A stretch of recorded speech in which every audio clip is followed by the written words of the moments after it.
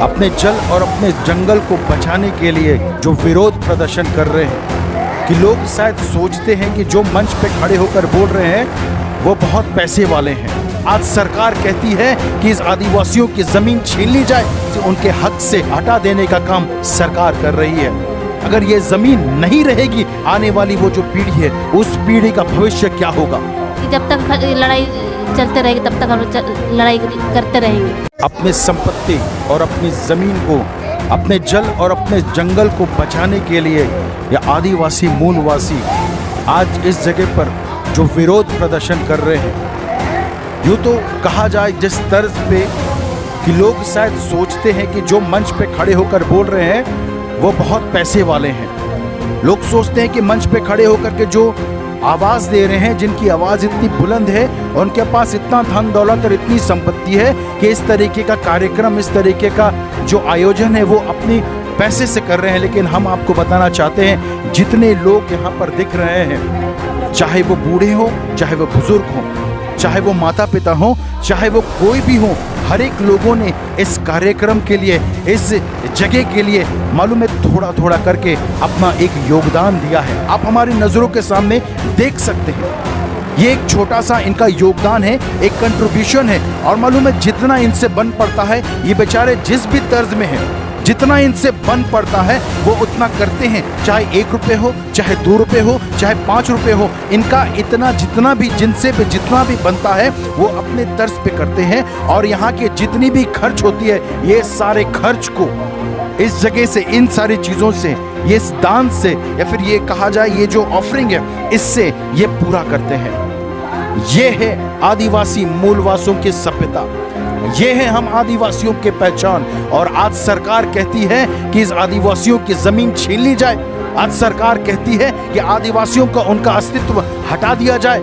आज वही जंगल जिसके कल तक आदिवासी पूरी रीति से संरक्षक बने हुए थे, वही आदिवासी जो कल तक अपनी जमीन को बचाने के लिए पूरी रीति से मजबूत हुआ करते थे, आज उन्हीं आदिवासियों को, उन्हीं मूलवासियों को उनकी जमीन से, उनके अधिकार से, उनके हक से हटा देने का काम सरकार कर रही है। ऐसा क्यों है?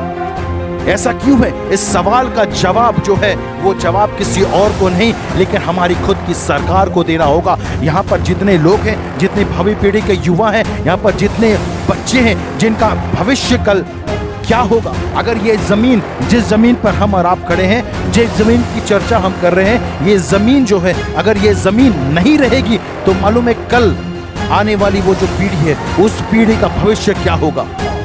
ये सोचने वाली बात है। जवाब हम किसी और से नहीं मांगने चाहते, हम किसी और से मांगने भी नहीं जा रहे, लेकिन जवाब हम सिर्फ हमारी खुद की सरकार से मांगना चाहते हैं। इसलिए आज यहाँ पर जो ये महासम्मेलन का जो पूरी रीति से यहाँ पर निर्णय लिया गया है, एक बैठक हुई है जिसमें लिखा हुआ है कि 1932 खतियान को कड़ाई से लागू करो।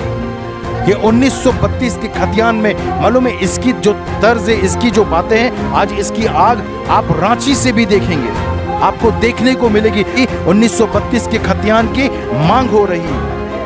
इसका मतलब कहीं ना कहीं कुछ ना कुछ, किसी न किसी रीति से, कहीं ना कहीं कोई ना कोई तो गड़बड़ी हुई है, जिसके कारण आज इतनी आवाज़ उठ रही है। जिस तरीके से आप देखते हैं कि स्वामित्व योजना, प्रॉपर्टी कार्ड नहीं चाहिए, इस स्वामित्व योजना और प्रॉपर्टी कार्ड के विरोध में जो लोग हैं यहाँ पर जुड़े हुए हैं, ये देखिए 1-1 रुपये, 2-2 रुपये, 5-5 रुपये, जिसकी जितनी क्षमता है हम आपको दिखाना चाहते हैं। हम आदिवासी मूलवासी हैं, हम आपको ये नज़र दिखाना चाहते हैं, इन सब चीज़ों को हम आपको बताना चाहते हैं कि हमारी जितनी क्षमता है उन क्षमता के अनुसार हम इन सब चीज़ों को करते हैं, सिर्फ इसलिए कि हम जागरूक हो सकें, हम जाग सके। सरकार को कोई अधिकार नहीं है कि हमारे अस्तित्व के साथ खिलवाड़ करे, सरकार को कोई अधिकार नहीं है कि हमारे आने वाली पीढ़ी के साथ खिलवाड़ करे। किसी को भी, सरकार ही सिर्फ नहीं, लेकिन किसी को भी कोई भी अधिकार नहीं है कि किसी भी रीति से खिलवाड़ करे और लोगों के जीवन को बर्बाद करे।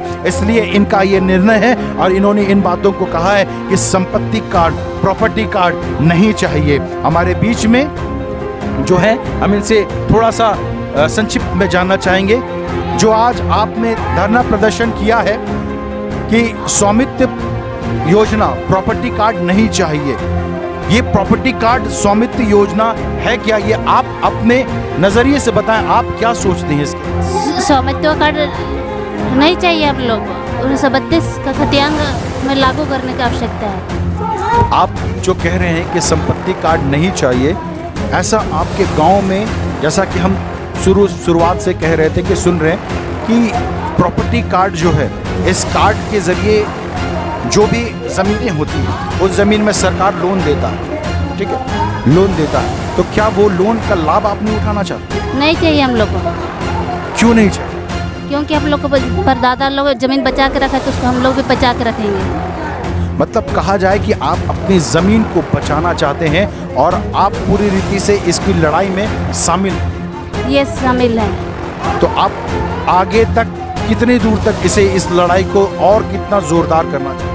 और तो जितना दूर तक हम लोग जाना चाहेंगे कि जब तक लड़ाई चलते रहेगी तब तक हम लोग लड़ाई करते रहेंगे। जैसा कि आप सुन रहे हैं, इनका कहना है कि जहाँ तक हो सके, जितना इनकी क्षमता है वहाँ तक जाएंगे और अपनी लड़ाई को मजबूत करेंगे। विकास की विकास के जो सपने दिखाए गए थे, वो सपने कहाँ हैं? क्या झारखंड इसलिए अलग हुआ था कि यहीं के लोगों को उनका अस्तित्व जो है, उनकी गरिमा खत्म हो जाए, उनका सारा चीज़ खत्म हो जाए? जोहार और जय झारखंड।